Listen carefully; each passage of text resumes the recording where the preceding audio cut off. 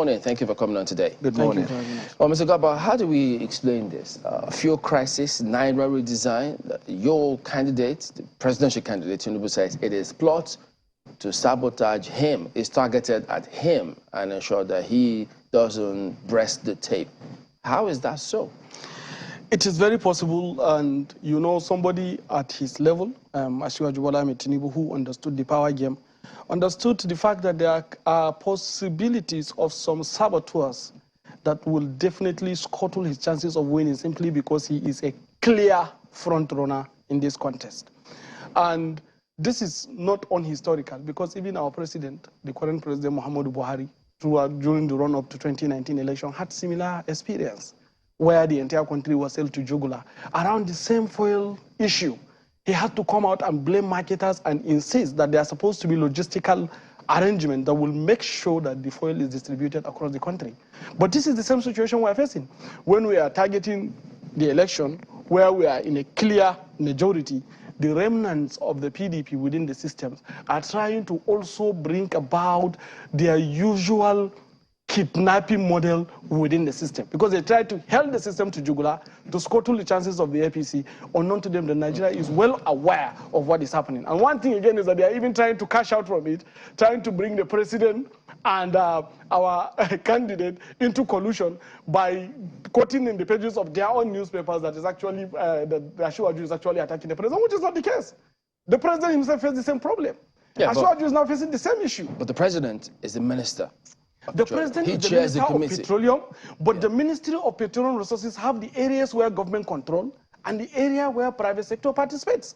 In the area of logistics and distribution of petroleum products in Nigeria, we have to pass through the private sector. And so many of these private sectors are merchants that have entered agreement of sharing formula with the PDP. So they are trying to sabotage the effort of our government, as they used to do. Do you have this on good authority? Are you privy to any of such agreements? My candidate said so, and I want to believe him 100%. Yes, yeah. Mr. Bola, how do you plead? Yeah, hearsay evidence is not admissible in court. But, you know, it is intriguing, actually. Yesterday, I started reflecting on what we have been seeing like a pattern, but now the pieces are coming together. Because at first, it was that INEC should discard the idea of beavers. And INEC chairman stood his ground. Then we started reading on the pages of newspaper, there is pressure from the ruling party that the INEC chairman be sacked. The civil society came together and fought against it. That plan failed. Then secondly, we now started hearing that they have instituted a matter in court asking that the INEC chairman be sacked.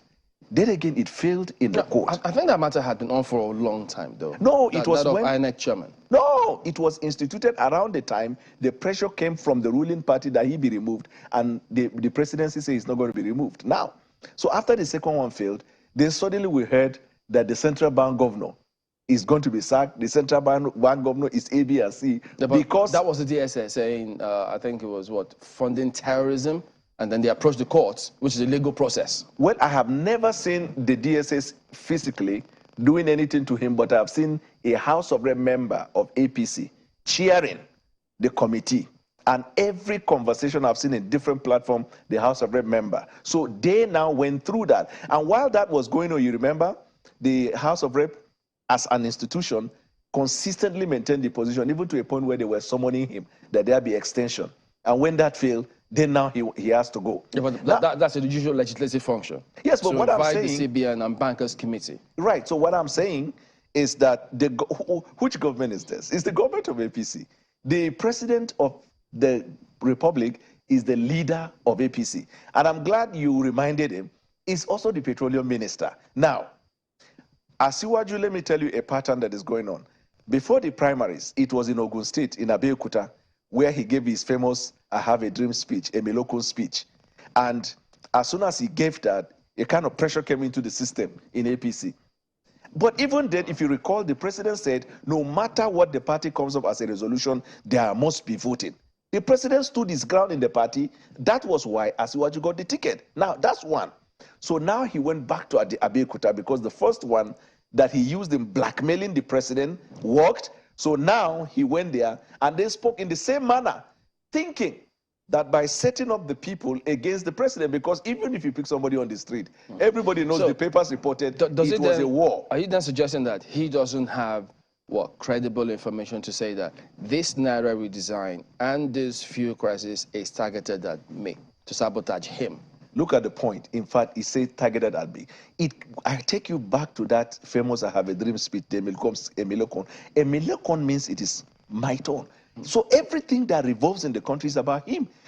Let me tell you, the fuel crisis or fuel queue, we've had that for many times in the past 8 years. Could you speak to that part where he says remnants of PDP are the ones who are actually doing this through the private sector?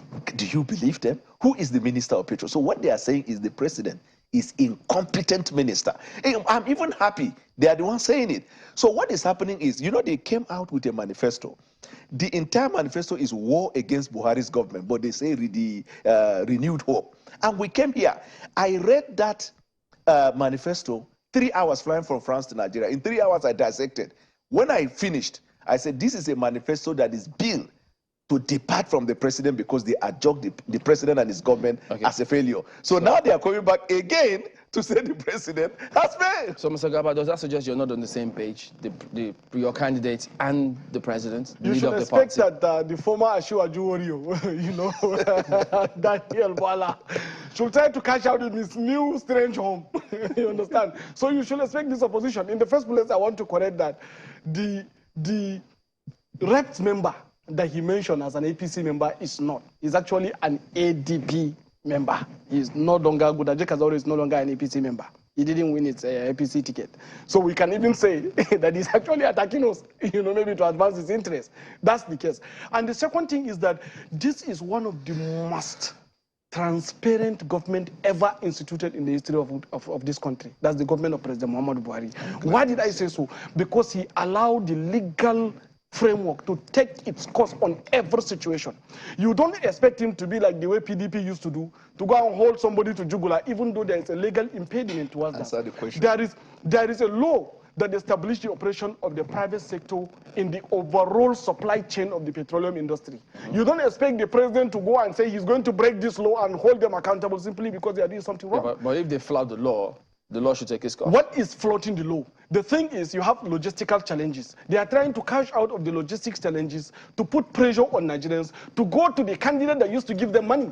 Because when Atiku was the president, they all cash out big time.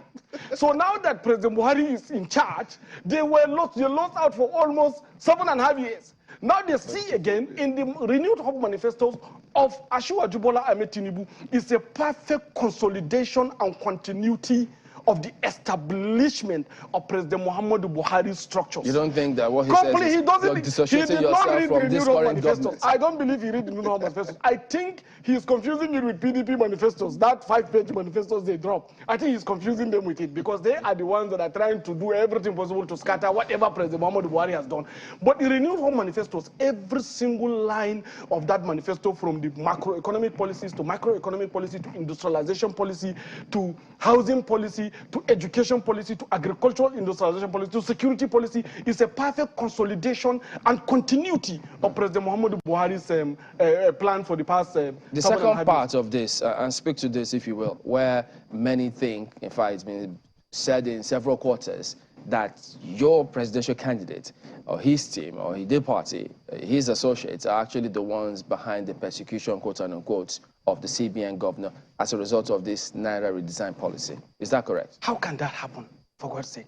It is a central bank government, an independent institution within the Constitution of Nigeria. Central bank is a standing institution, and central bank came up with a policy that said they have to redesign the currency because of PDP's arrangement to stack so much money. They used to do that during their government. You know, you go to Sokaway, you see PDP's money. You go to farms, you see PDP bury money.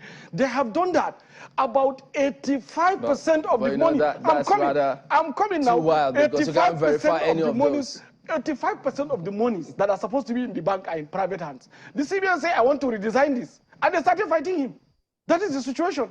The same PDP, you know, that has been attacking us through the foil issue are the same group of people that are also painting that there is a fight between our candidate and central bank governor. Meanwhile, we on our own part, we are 100% behind this currency redesign. What we are saying is that let the whole country come together to support the distribution of this naira to reach the common man. If the same PDP and also the remnant of the opposition, some of the saboteurs within the system, can allow INEC to distribute its PVC cards across the whole country to each and every street from 12th of December till now, why won't they allow naira to go to every village too? Let me tell you why I am just smiling and happy. Because it is in the same breath and in the same mouth that he condemned the central bank, that he now said it is an independent institution that is redesigning the naira because PDP has stashed money somewhere. So then if that is what you're saying... No, he said the party is, they support the policy. So if the party support the policy, who is the candidate of the party? And what did he say yesterday? He was so derogatory towards the policy. We should be the one to say this naira just changed color. He said you can even add ink to it. No, let me finish. I did not interrupt. So you can see the conflict and contradiction. The government is that of APC. I hope you know that the central bank governor almost ran for presidency in that party. 18 political parties registered to participate in this election. Only one political party is kicking against it. If there is fuel hype, the whole political parties will be affected. If there is currency redesign and it's an attack, the whole political party. So that means something is fishy. There is something they are not telling us about what they plan to do. Let me ask you, in the history of Nigeria, which candidate and political party used the bullion van on election day in the morning in Nigeria? Yeah, so which political party that, when the presumption of innocency, or the presumption of regularity can be said to have stashed money somewhere? Okay, but before Mr. Gaba comes in, I mean, if the president says, look, he supports his policy, it is a policy of his government, should it matter what any other candidate says? So that's what's happening. So good point. So they are trying to blackmail the president into believing that he is working against their candidate, so he will permit them to influence the instrument of the states in their favor. Watch the pattern. You remember it was not long ago, they addressed a press conference where they were trying to intimidate agency of government, giving them 72 ultimatum. Meanwhile, that candidate has not answered the question that has lingered and is lingering in the minds of Nigerians, that in 2015, Alpha Beta transferred $4 million to a firm and an account in London belonging to somebody linked to a drug cartel in Barranquilla in Colombia. That is what's being circulated, not by any government agency. So that is a product of proper investigation by any government agency. So if there is anybody that the Nigerian people are deserving of the answer and the responses, it should be them. The point I'm saying, sir, before you go to him, and very important, that the government is the government of APC. The policies of this government are policies of APC. They have a manifesto. They have a constitution that guides. The government, Buhari told the world that I will leave a legacy of free and fair election. They wanted him to allow them to rig the election. Now that he stood his ground, they went back to the same place where Principle A applied when he blackmailed the president. Is that by inference? That's the way it comes across to you. Has anybody categorically said that? Everybody, look at the newspapers. All the newspapers, I had your newspaper analysis today. Everywhere, Tinubu, this is one, this is one. But isn't that... Fuel crisis, Naira, the design to sabotage. So that's not third party too? No, but who are representative of the voices of the Nigerian people? That is why I said maybe because there is a kind of twist and a plot by PDP to usually hold everybody to jugular, because they are very good in this kind of thing, to kidnap the system in their favor. That's what they are doing. My candidate, the incoming president of Nigeria by the grace of God, Asiwaju Bola Ahmed Tinubu, clearly stated that if you like, keep holding the Naira. He's talking about the distribution, not the printing. And I also say it again, if you like, put ink on it. You know about the conspiracy that is being peddled by the opposition, that the Naira can be reprinted. It's so was that by the opposition? It was Nigerians. It's not by the opposition. It's by the opposition. They are saying that you can actually frame this Naira, you can counterfeit it. In fact, some of them are even putting the pictures and rubbing on their hands. The person that is championing this is Gudaje Kazauri. He's an opposition candidate who will tell you that he might not be working for the PDP because his party has no chances. So that is the situation. Okay. So that Naira redesign, Tinubu did not condemn the policy of President Muhammadu Buhari. He did yesterday. Tinubu is attacking the saboteurs within the chain of the distribution of the Naira. That's what he's doing. Okay. To me, by doing so, he cares so much for the common man because the common man is feeling his same pain. All right. Well, Akaida, I don't know if you remember the day that Buki said, well, she tried something with the currency. So I hope you're not a member of the opposition. If they don't interpret it that way, go ahead, guys. Oh, thanks, Chamberlain. With the way Mr. Boala is laughing, you think maybe Mr. Garba might want to pick up comedy because it seems to be cracking up Mr. Boala a lot this morning. But let's take the words of your presidential candidates in proper context. Let's even read it out to Nigerians. And this is what he says. He says, even if they changed the ink on Naira notes, whatever their plans, it will come to naught. Even if they change the ink on the Naira notes. And we know that it is a responsibility of a CBN to do that, just as he has done, the redesigning. And a lot of people were saying it was just a change of color. In fact, the CBN governor had said that this was approved by President Muhammadu Buhari. So maybe you are interpreting another way, perhaps because you're a party member, but this is clear. And he talked about the petrol situation as well. So in the light of that, saying that the CBN governor is one responsible for that, and it was approved by the president.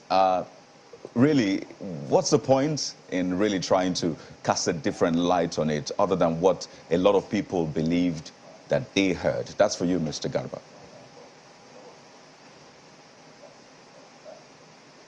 I think that is exactly why we are here to clarify this particular issue.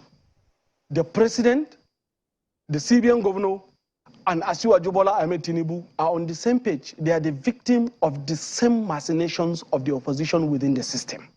That is the case. Asiwaju is not against the Naira policy, like the Naira redesign policy. No, the president of the Federal Republic of Nigeria, who approved it, no, the central bank, who is responsible, the central bank governor, who is responsible for the policy. So the issue we are having is that there is a Naira redesign that is supposed to go in to deny vote buying. Vote buying, you know, is a mercantile enterprise of the PDP. That is even the reason why, on coming of the APC, this thing has been dismantled completely. So they see this as an opportunity for them to cash out. So they went in against the CBN governor, attacking every single first set of the Nairas that were printed. Some of them went to the point whereby they would just pick the Naira and put some chemicals on it to show that it is not well done, and some even go ahead to even design it, you know, using Photoshop to show that you can actually be able to counterfeit it, discrediting the new Naira, casting doubt on the minds of Nigerians about the acceptability of this Naira. So that is why our presidential candidate is sounding the alarm, echoing the pain of the ordinary people. They need this Naira. This Naira, the design has been done 90 days ago. The monies are supposed to be in every nook and cranny of Nigeria, but because of the antics of the opposition to that particular policy, Nigerians are worried and concerned about the fact that if this Naira redesign has actually been done. Remember, even the PDP candidates, some of them are saying that the Naira is not altogether available and that it should be extended. So this is the issue that is taking place within the system. Asiwaju is only echoing the pain of Nigerians. He knows that on the foil queue, the PDP has created within the system. Quick one, so I can get the point you're making. Pardon me, quick one. Yeah. So you said that the PDP has asked, who in the PDP or who are the people in the PDP that have called for an extension of this policy? No, the thing is, right, you see, the establishment of Nigeria, as I said, this is a capitalist state. So whether we like it or not, there is a private sector, great private sector participation, also in addition to the public sector policy implementation and interest. So when you marry these things together, you will see that there are some remnants of the PDP in the private sector that are responsible for this distribution. Don't forget, it is the candidate of the PDP Garba, I'm trying to understand that particular point you made. To help in servicing the common man, right? But now this, I'm because trying to understand the point. Pardon me. Let me just bring the question in. So you said that the PDP, members of the PDP, have called for an extension of this, swap, the Naira redesign, and all of that. So I just want to know, do you have it on authority? Who are those members of the PDP? So at least Mr. Boala can respond or otherwise. Is that question at me? Is that question at me or at That's for Mr. Bola? Mr. Garba. Then I'll take it to Mr. Bola. But I wanted to get, who are those PDP members you talk about? The PDP members are the members that have stacked their funds in their houses because they are planning to do vote buying. Identity. We have a credible authority that the PDP candidate is planning to spend so much money per polling unit so that he can buy votes. And all these monies are already stacked. How much did you hear So about, Mr. Garba? they want to use that. How much? How much per polling unit governor did you is hear? saying that no, you can't buy Nigerian voters. I'm trying to come through. How much did you hear per polling unit? How much? Okay. Yes, a lot of money. I cannot be able to mention here to you because I don't want them to know that we knew their strategies. Come on, Mr. But Garba. You already told us that they plan to spend money. I mean, if you have it on good authority, you can as well tell us how much. Nigerians deserve the right to express their right without being nobody deserves to buy the votes of Nigerians. All right. No one. Okay, so all right, let's bring Mr. Boala in quickly. I know this has been a lot of back and forth, but I know it to understand maybe what's at play here so that at least looking forward to the elections, Nigerians know what to expect. And of course, they're not disenfranchised because I imagine the effect this will have on Nigerians. The allegation is rife that your party is looking to cash in on this. In fact, almost immediately there was a statement put out by your party. But in the light of the statements made by the APC's candidate, it will look like you are even supporting the president in the Naira redesign, in even when you said that he wanted to leave an electoral system that is better than what we've seen in the past. So would you commend President Buhari on those points at least? You know, today they want to sail the president over. They are classifying in this interview that the president is a member of PDP. You have asked him question. Chamberlain has asked him, who was the person who approved the policy? Is the president. He said PDP are the ones stashing money. So PDP should be the one to cry that this Naira design will mean that their monies will no longer be relevant. In the same breath, you say A, you say B, and you're confusing yourself. Heck, I'm even surprised that this morning, it is the opposition that is clapping hand for the president's policy of delivering a free and fair process, confidence in the process. It is so shocking. The world is surprised today that it is the opposition saying good. And they are now saying that the policy of their party, led by their candidate, is anti-people. So let's go to the people. If it is about the people, in the past 8 years, there have been series of fuel scarcity. When was the last time Asiwaju came out and spoke for the people? When the issue of Naira redesign was introduced and announced 3 months ago, where was Asiwaju? And if you say that he is concerned, he's expressing the minds of the people, does it mean that Asiwaju has been denied access to Villa? They are good in organizing conferences. You have asked series of questions here. I have not been able to say anybody. We have credible evidence. Somebody told us we had it. You ask him who, and he does not have. But let me tell you what is happening. It is called pantophobia. Increased anxiety that is triggered by the fear of failure. It is staring at them right in the face. They are picking anything they can see. In the kitchen sink is a weapon they throw. But this, what is happening is in local colloquialism in Hausa, when somebody say, do kashehu, meaning that it has come to the point. They are hailed by the balls. Yesterday, American Embassy, and true to their promise, announced visa restrictions on individuals that will make any attempt to compromise the election. The international election observers are already in the country. The world is watching at people who wanted to use money to compromise the election. They want to weaponize poverty with money. And the government came with a policy that should be clapped. 18 political parties. It is only one political party responsible for the chaos and the problems we have found ourselves in the last 8 years. They are the ones that are crying foul against the very president they claim is their leader. But today, I think that the president should have a reason to sip his coffee or tea or cappuccino or anything, that he's gradually been trying to vindicate himself from the kind of problems we have come into. Who in the world and in this country is not excited that electoral reform is now increasing confidence in the voters? Who will not appreciate the fact that Nigerian people should be able to have their voices and not to be compromised by vote buying?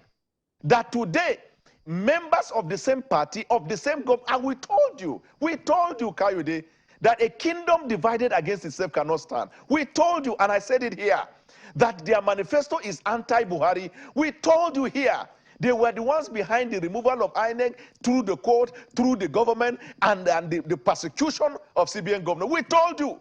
Now these things are coming to fore. It's not about Nigeria. It is Emilekon. When the first I Have a Dream Emilekon speech came, what did he say? The target was still the president. Yesterday's on, the target was still the president. The first time he said, O Shekini, Olule, O Shekeji, Olule, O Sheketa, Olule, Ore, Shekoroni television. This was what he said. And then he went back to the same spot. Well, Mr. Boala, it's an interesting way to look at, the positioning of the candidate of the All Progressives Congress, which is what I want to review yet again for his spokesperson here, Mr. Garba. It's interesting, Mr. Garba, that you say that he was echoing the pains of Nigerians, and Nigerians would have been keen on that comment if it was indeed to represent them. That's why I had to go back again to look at the statement of your candidate. But there's no way that it relates to the pains of Nigerians. He related it to his candidacy. He says, let them increase the price of fuel. Let them continue to hoard fuel. Only them know where they have hoarded fuel. They hoarded money. They hoarded naira. We will go and vote. So it's in relation to his pains, his worry about the elections as it affects him. I'd like you to clarify yet again, perhaps there's something we're missing, how this affects Nigerians. I think there's a mistake here. We need to begin to see Tinubu as an institution, not as individual. He is the flag bearer of the largest political party in Africa. He's the flag bearer of the largest political party that emerged through a very democratic process. Every member of this party and every supporter of this government is behind Tinubu. So when Tinubu said me, it is all of us, the institution surrounding Tinubu. And at the end of the day, he mentioned we are going to vote. This is showing. But Mr. Garba, pardon me, let me just come in here. But it would seem as if your candidate is in dissonance with Mr. President. Either it's his comment on the beavers during his appearance at Chatham House, or even his reference to fuel scarcity. Mr. President is the Minister of Petroleum. Mr. President signed the Electoral Act, and the Naira redesign he approved. So it would seem as if your candidate is at dissonance with Mr. President's, hence the comment by, elder statesman Tanko Yakase. What are your thoughts on this? No. You see, I don't know why we used to see government as a one-party, one-person kind of arrangement. Even in your family, even in the husband and wife setting, if you are a truly good husband, you have to listen to your wife. This is a government, a bureaucracy, an established institution that have a lot of chains of interconnectedness that have to come together and rhyme before decision can be taken. The fact that President Buhari is an individual, doesn't disconnect the fact that there is a presidency, there is executive council, there is legislation, and there's a private sector that is driving the entire thing called the government. So we shouldn't be able to carry Tinubu and carry Buhari and put them in a wrestle match. It doesn't make sense. But the fact that PDP has come in with their begging bowl, trying to beg the general, President Muhammadu Buhari, that has dismantled them, consistently worked against them since 2002, and succeeded in dismantling and sending them to permanent retirement. Now they turn back to begging bowlers, carrying their ball and begging to query the president. All right, gentlemen, we need to go. Let's get your closing thoughts on this one. So as you inch towards this election day, February 25, in addition to your thoughts, do you think that the tides might have swung in favor of the APC? No, it is obvious that PDP is in a pole position to win. The facts are there. You can see even directors in their campaign. That's how people are living. Directors in their campaign are living. It's like a house that is on fire. You heard him now. He said in case of Tinubu, he calls him an institution, but Buhari, he calls him an individual. He extricated Buhari from the system, that the system can compromise. But in Tinubu's own, when he said Emilokon, that he's speaking on their behalf, look at what is happening. when he said people will vote us, you would have asked yourself, who? The Nigerians that have gone through hell in the past 8 years? Now, look at their campaign. Shattered and completely obliterated. No ideas, incoherent coordination, problems every now and then now because of the effect of pantophobia. Anything they can hold on to. The president, let me tell you the last one before we go to him. The next stage, because this is one stage we don't grab them. The next stage is they are going to compromise beavers. They imported people from abroad. They are trying to see how they can compromise. Beavers is here to stay. Yes, the no Beavers is there. So they are now trying to compromise. But in the coming days, you will see more. God don't catch them. You can never be able to compromise Beavers. You can never be able to compromise the credibility of the election. You can, and he shouldn't forget that it is the same APC that signed the Electoral Act into power because you control the majority of the government, and we gave the Electoral Act permitting Beavers. So let me tell you this: when you look at the election is clearly in the win for the APC. We have 22 governors of the APC. We have 5 governors of the PDAPC. If you know about the PDAPC that are present, we have 5 governors of the PDAPC. We have so many. In fact, even the governor of Adamawa State, my state, he's a G5 candidate. He's working against his own. We thank both of you for coming on. Adamu Garba, Deputy Director of Media for APC's Independent Presidential Campaign Council, and Daniel Bola, spokesperson at Atiku Okawa Campaign Council. So